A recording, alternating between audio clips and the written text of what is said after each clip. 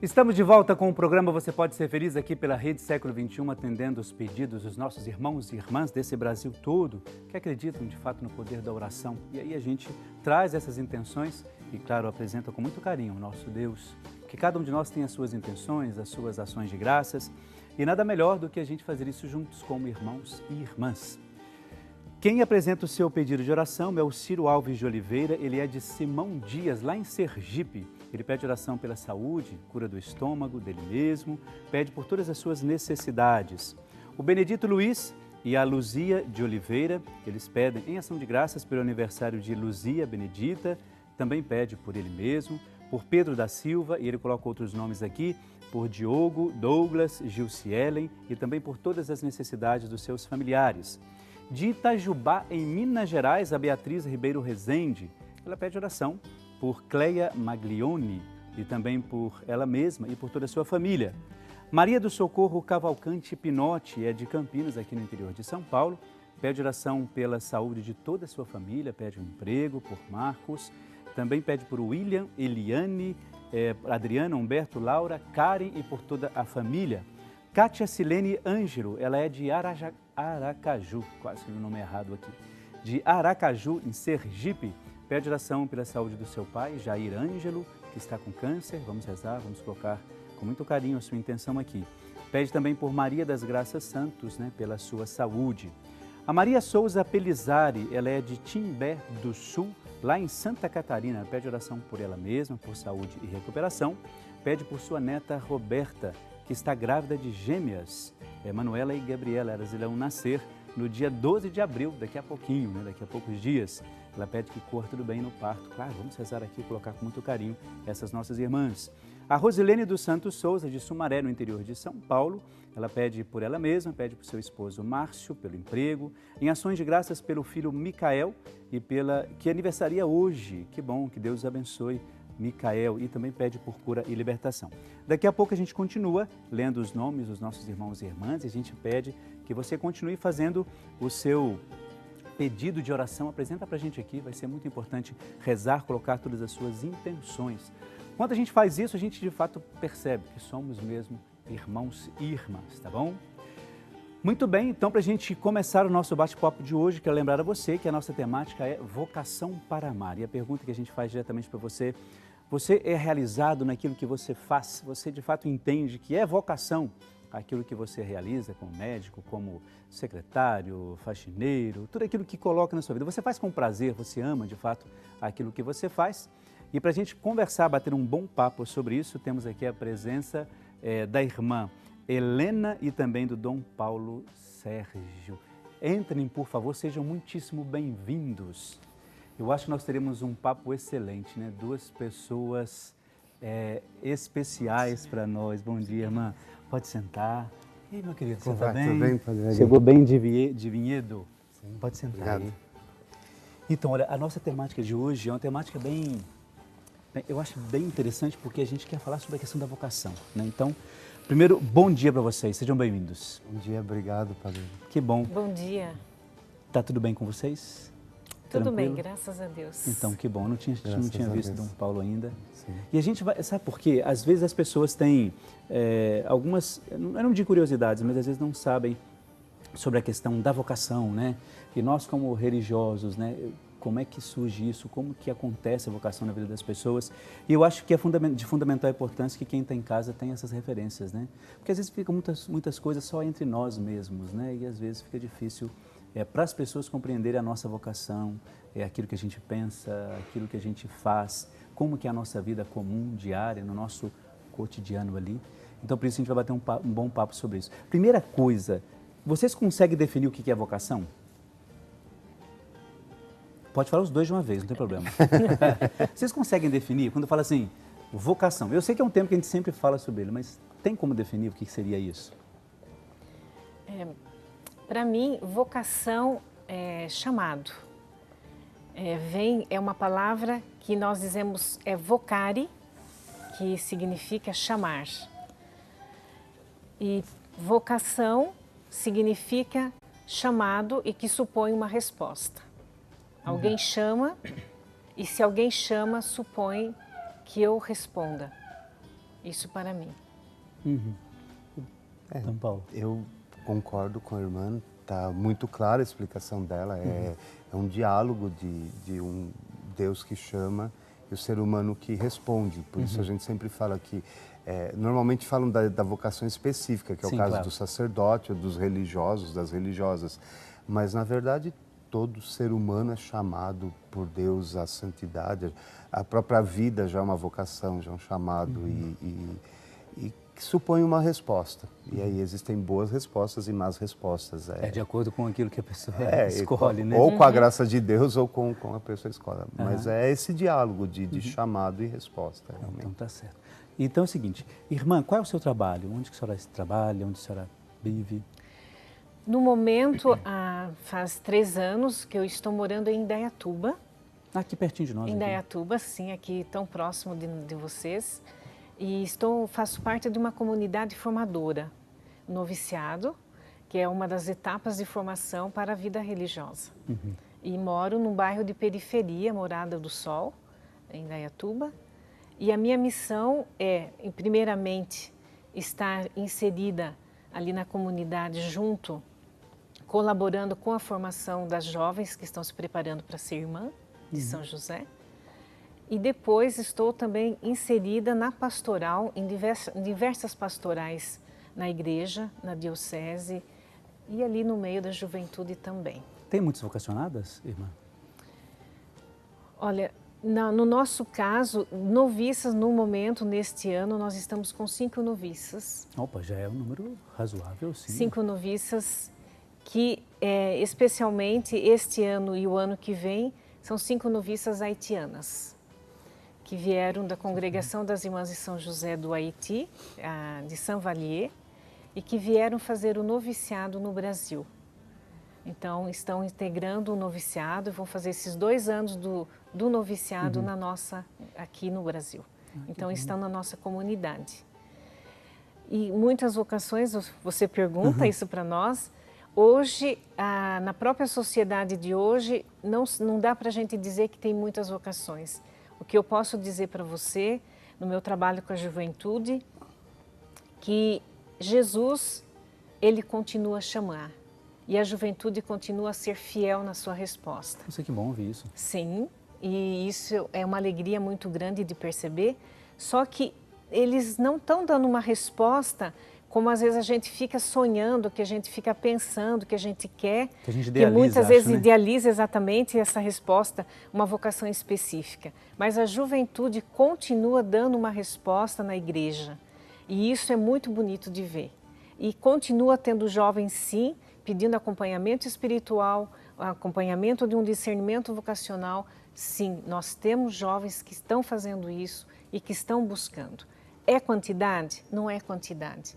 Mas hoje em dia nós não estamos buscando quantidade. Nós estamos acolhendo a qualidade do jovem que está buscando. Nossa, mas é uma referência diferente, né? Uma referência diferente, né, Dom Paulo? Agora, a senhora já trabalhou fora do país também, né, irmã Helena? Eu trabalhei de 2001 a 2011, eu estive em missão na França, em Chambéry. Sim. E eu fiquei lá durante 10 anos, numa missão de inserção também nos meios populares, mas foi uma missão assim muito especificamente ao meio de pessoas muçulmanas. Nossa, aí já era uma outra realidade bem diferente. Foi essa experiência? Bem diferente. Foi tranquila? Olha, no início... Por ser de diferentes ideias, né? Ideias e mesmo de religião também, né? Primeiro, para mim, foi o maior desafio para mim lá naquela realidade foi a aprendizagem da língua, né? Porque o francês é uma língua, não foi fácil de aprender no começo, né? Foi difícil, mas o maior desafio foi isso, a cultura, a enculturação no país e depois a adaptação junto com essa outra cultura que não é cristã.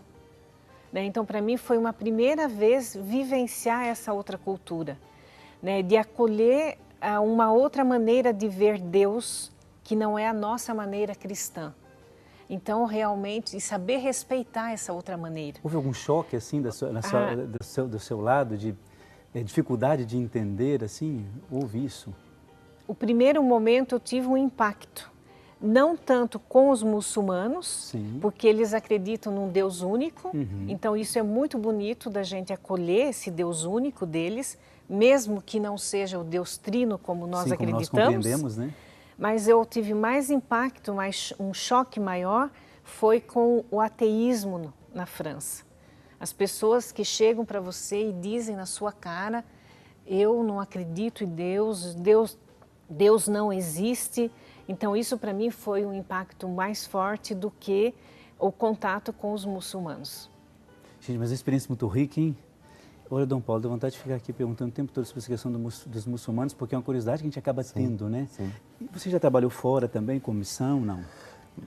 Muito brevemente, porque eu estudei nos Estados Unidos, eu terminei minha formação nos Estados Unidos e por um tempo eu trabalhei em Baltimore, numa realidade diferente da que eu vivia. Eu vivia num mosteiro, embora muito grande, uma grande universidade, mas uma pequena cidade, numa região muito tranquila dos Estados Unidos. E como diácono eu fui enviado por alguns meses para uma paróquia, onde era uma realidade muito diferente. E a experiência para mim mais significativa, assim, de choque, havia um trabalho com os moradores de rua. Claro, um morador de rua num país como os Estados Unidos, numa realidade como a deles, é totalmente diferente do nosso. Mas e o grande choque era mais ou menos uma confrontação que existia. Mas não se Deus existe ou não, parece que não era o problema, mas se Deus existe, por que nós estamos nessa situação? Então essa foi a primeira. E uma experiência maior foi trabalhar numa cadeia de segurança máxima nos Estados Unidos. Sério? Porque eu sei um pouquinho de espanhol e porque eu toco também um pouquinho, então na verdade a minha função era só ir tocar na missa e cantar alguma coisa lá em espanhol. Mas era inevitável o contato com as pessoas. Até para tirar um pouco a própria vida deles, né? Na verdade não, porque você não pode falar nada se eles te procuram. Mas o mais interessante é que aí surgiu uma questão existencial, eu diria, o que me questiona até hoje. Por que que eu estou aqui? Por que que eu entro e saio desse lugar e essas pessoas não? Claro, eles estão pagando por um crime. Claro. E a gente não sabia de todo mundo, mas os poucos que você sabia eram crimes realmente horrorosos, porque alguns estavam lá para toda a vida. E o mais bonito dessa experiência, além dessa questão que continua, que é misteriosa, né? Porque Deus me colocou numa família, numa situação que me permite estar fora e para eles talvez não tenham tido a chance. Então, continua uma interrogação. E a outra é que eu conheci um senhor já de uma certa idade que estava há 30 anos na prisão e queria morrer na prisão. Ele era prisão perpétua. Nossa, e lá é perpétua mesmo, não é como no Brasil que não... Que tem os jeitinhos, né, que são complicados. Não tem penalidade desse tipo no Brasil. Mas ele estava estudando, né, já uma pessoa com quase 70 anos, ele estava estudando e tinha vários planos, porque eles têm trabalho, toda aquela coisa. Eu falava, puxa vida, a esperança nesse homem não morreu. E ele nunca conversou comigo a questão do crime que ele possa ter cometido, que deve ter sido gravíssimo para estar nessa situação, mas que eu acho que era muito bonito, ele tinha uma consciência de que, apesar de tudo, ele ainda era... Ele dizia isso, que ele era considerado diante de Deus. Então isso... Nossa, mas é engraçado você falar isso, porque a pessoa traçar planos dentro de um lugar onde ele morreria. Que é a cadeia, no caso. Mas ele tinha essa perspectiva transcendente. Agora, muito tristes jovens que estavam em situação parecida e que diziam, não, a vida para mim acabou. Né, então... Que coisa. E outra coisa muito bonita, nada disso, nem o erro da pessoa, nem a situação que elas se encontram ali de muito grave, nada tira a solidariedade para com a família. Era a grande preocupação deles. A gente tinha meio de enviar cartas, que eles não queriam que a carta chegasse da prisão. Então nós levávamos... Podia fazer isso? Podia fazer? Como? Podia porque era papel. Você não pode entrar e sair com outra coisa, mas com papel, livros, você pode à vontade. Agora, essas duas, que são várias, ao longo do programa a gente vai poder entrar sobre isso. Quando a gente, é até uma pergunta que vocês devem ouvir sempre, porque a gente ouve também, a questão do chamado, né? Olha, eu sinto um chamado. Inclusive, as pessoas perguntam muito no mês de agosto, quando se trata das vocações, né? As perguntas são as mesmas, não que a gente se canse de responder isso, é claro que não. Mas vocês entendem esse chamado como assim? De uma maneira, vocês ouviram Deus falando, ou foi uma coisa mais concreta no dia a dia? Como é que surgiu isso, a vocação em vocês, esse chamado em vocês? Porque Dom Paulo, no mosteiro, como um monge, as pessoas sempre têm curiosidades, né? Sempre tem. E no seu caso, irmã, como é essa vida de entrega? Quando é que vocês sentiram isso? É complicado, né? Uma pergunta meio direta. Sim, no meu caso, eu entrei na vida religiosa, eu tinha 18 anos. Né? Esse ano, para mim, eu estou celebrando meus 30 anos de vida religiosa. Estou muito feliz, esse ano para mim é como eu digo, é como que eu esteja celebrando o meu ano sabático de 30 anos, né? De vida religiosa. Mas como que eu fui descobrindo? Foi assim no meu dia a dia, na minha vida, no meu cotidiano. Eu acredito, eu até falo, quando as pessoas falam para eu falar da minha vocação, eu acredito que a partir da minha primeira comunhão, quando eu fiz a experiência da pobreza, quando eu fiz a minha primeira comunhão, quando eu fui fazer, quando eu tive que, a minha própria roupa da primeira comunhão teve que ser emprestada para eu poder fazer a primeira comunhão, essa experiência de pobreza material já me fez fazer uma experiência de que isso é tão relativo e, ao mesmo tempo, aquela experiência, aquele momento da Eucaristia era tão importante, tão essencial na minha vida. A partir daí, algo foi mudando dentro de mim. E a partir daí, depois da primeira comunhão, eu fui me engajando na comunidade, fui assumindo coisas na comunidade e fui participando de grupo de jovens e assumindo aqui e ali, me engajando pouco a pouco. E também tive namorado. E foi com a experiência no namoro que eu fui percebendo que aquele namoro não me satisfazia. E algo mais, eu percebia que algo mais Deus queria de mim. Só que eu não sabia o que era. Não conseguia identificar. E não conseguia identificar. E foi a partir daí que eu percebi algo mais Deus está querendo de mim. Né? E, inclusive, o rapaz que eu namorava, ele estava realmente querendo levar a sério, queria casar. E eu dentro de mim, não, algo estava vazio ainda dentro de mim.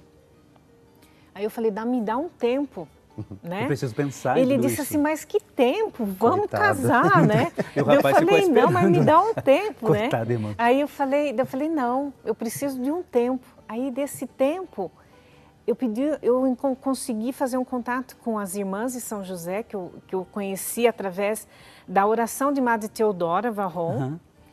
E eu fiz um contato e pedi um discernimento, um acompanhamento vocacional. Mas até então não Até tinha então não tinha ideia de que seria religiosa? Não conhecia ninguém, né? E fiz um contato. E foi através daí que eu fui percebendo com clareza, não é esse o meu caminho para o casamento. E eu comecei a fazer encontros vocacionais. E o jovem me procurava, e aí, você já decidiu? Você já resolveu? Você está pensando? E eu falei, calma, espera um pouco, o tempo né? É meu. E até o momento que eu percebi, não, eu preciso fazer uma experiência, que não é de fora que eu vou decidir, eu tenho que entrar para fazer essa experiência. E foi aí que eu entrei, aos 18 anos, fazendo quase 19, na vida religiosa. E eu cheguei para o rapaz e falei, olha, eu decidi a minha vida. O meu caminho é por aqui, né? E foi a partir daí eu tomei a minha decisão. E hoje o rapaz, ele é feliz, casado, tem filhos e tudo, continua a vida dele. Então o meu caminho foi esse. E cada pessoa tem o seu caminho. Mas é bom a gente ter depois, para o pessoal que está em casa, a gente falar isso, né? Deixar claro isso. Agora, Dom Paulo, eu vou deixar para o próximo bloco a gente falar um pouco sobre como é que foi para você isso, sabe por quê? Aliás, eu estou com duas pessoas aqui, eu acho que o assunto vai render demais hoje, viu? Eu acho que eu vou pedir pelo menos mais 1 hora de programa hoje, porque vai ter assunto, né, bastante. Olha só, você que está em casa, estamos conversando sobre vocação para amar. Temos a presença aqui do Dom Paulo, da irmã Helena. Nós vamos para o intervalo rapidíssimo, daqui a pouco a gente já volta. É um instantezinho só, até lá.